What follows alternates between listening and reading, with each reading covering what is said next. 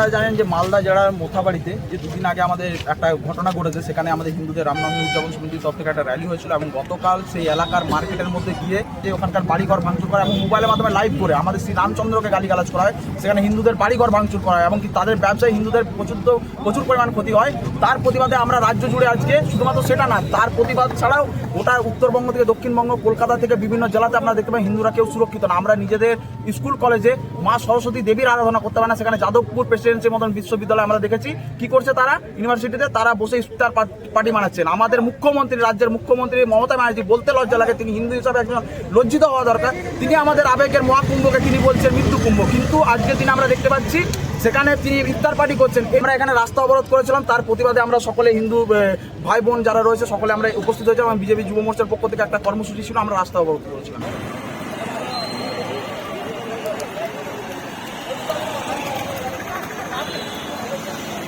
আজকে আমরা এখানে